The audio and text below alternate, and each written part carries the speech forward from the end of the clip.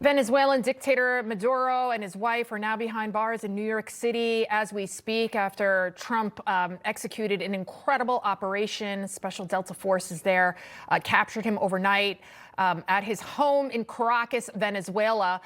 Later today, Democrats are holding an emergency caucus meeting regarding this overthrow. Let's bring in former DEA administrator Derek Maltz, also with us, Navy Reserves captain and Republican congressional candidate for Alabama, Morgan Murphy. Gentlemen, thank you so much for joining us. Derek, glad to have you on as well.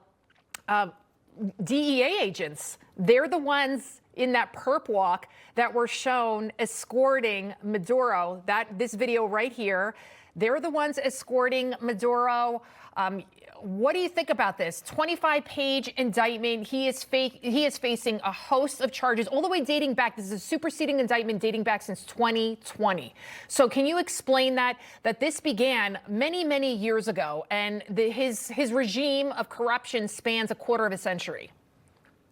So, Lydia, thanks for having me again. Thanks for covering the topic. Very proud day. That's why I wear my hat today to basically say thank you to the U.S. military, spectacular work. But at the end of the day, the DEA and other agencies have been looking at the growth of Venezuela as a narco-terrorist state for over 20 years. I'd say closer to 30 years now, even before Maduro. They've built up this incredible command and control for cocaine and drug shipments around the world. And unfortunately, they allowed, very, very nefarious actors to come into the country from China, from Iran, from the Hezbollah, the Hamas operatives. And, it became a really serious national security threat to America. So this is way bigger than just the drugs coming to America. But I would say that after watching the Department of War execute this unbelievable extraction of a narco dictator terrorist, without having anybody really hurt bad. My understanding is nobody was killed, thank God.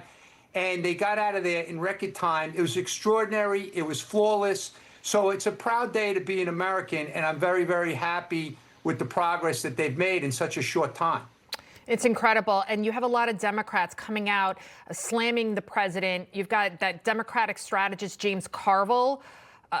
Wait until you hear his theory behind the operation. Take a listen to this.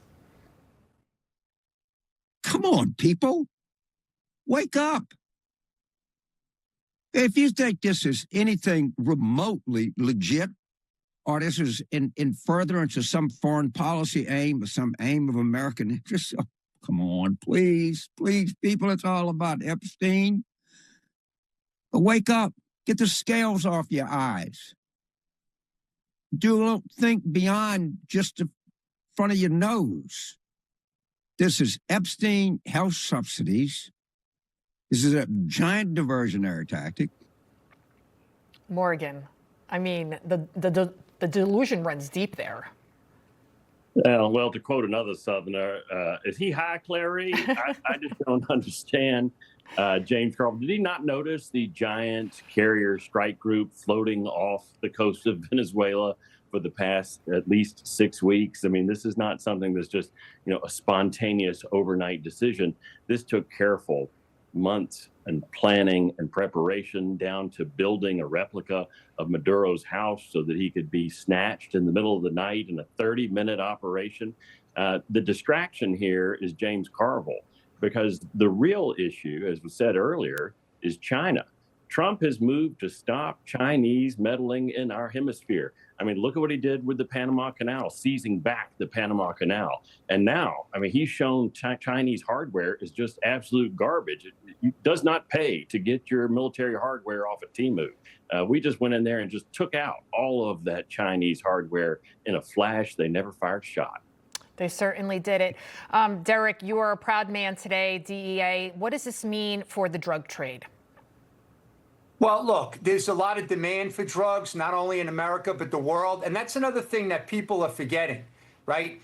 The cocaine that's leaving Venezuela is not only flooding American streets, it's flooding all over the world, like all over Europe. They're taking advantage of the addicted people in that continent, in that area of the world as well. And the reality is that the demand has to be addressed. We have to do a very, very high level, very urgent operation on getting people the access to treatment for addiction and for mental health issues. But the reality is that the DEA and other brave men and women in law enforcement are going to continue to do their job. They're going to go after the people that are violating the laws.